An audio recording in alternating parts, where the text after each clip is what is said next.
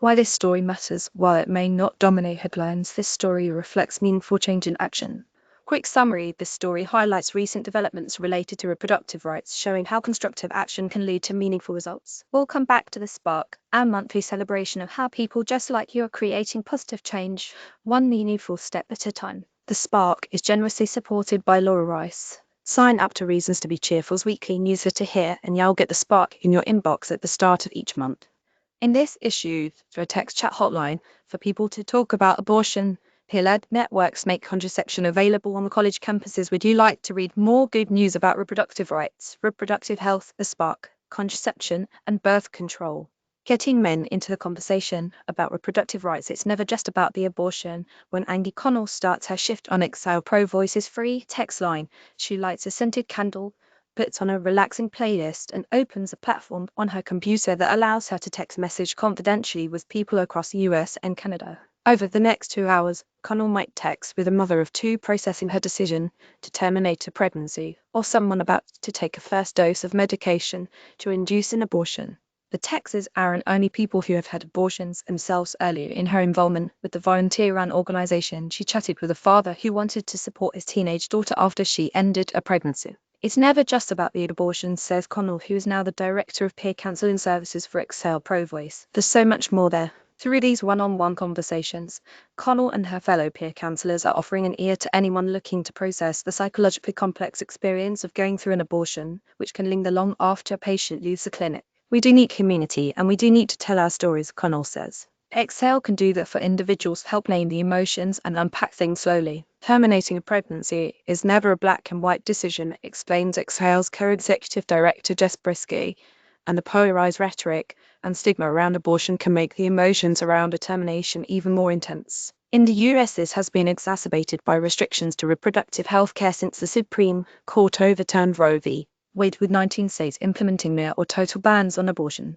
Dealing with high levels of demand, the remaining healthcare providers have limited bandwidth to offer mental health services after termination. That, Brisky says, is where peer support comes in.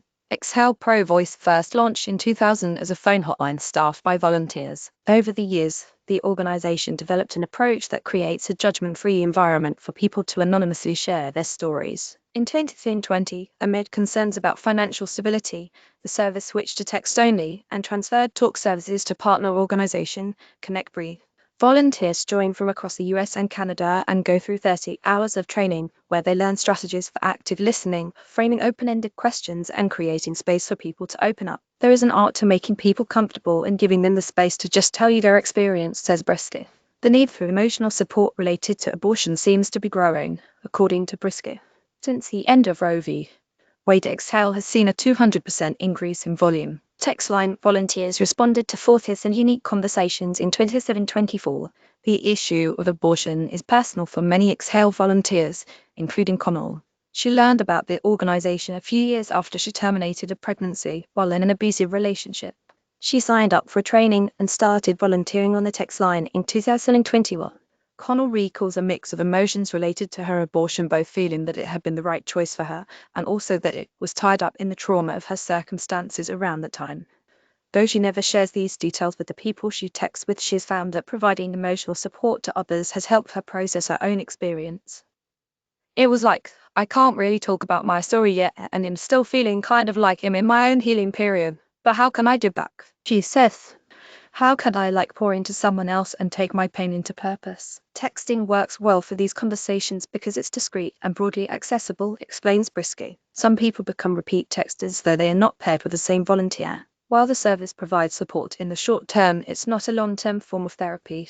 Syl Brisky says, texters report that the brief encounters are a big help. We hear a lot that people are relieved to have found a safe place to learn. Learn more about Exhale Pro Voice here and similar volunteer-led peer support here. Students help each other access contraception on campus. On certain college campuses, particularly those with religious affiliations, contraception options can be limited. Plan B is available over the counter at pharmacies, but the price tag from $35 to $50 can strain many students' budgets. A student group at one university in the US has handed out more than 180 boxes of the emergency contraceptive Plan B since fall 2024. Credit Rebecca Zamansky Shutterstop Now. College students around the country are helping their fellow classmates access contraception.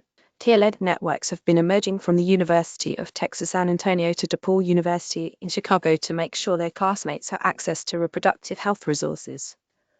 Some student groups are assembling just-in-case kits that contain educational materials, condoms, pregnancy tests, and the morning after pill. A Loyola student group has handed out more than 160 boxes of Plan B since fall 2012. How these organizations can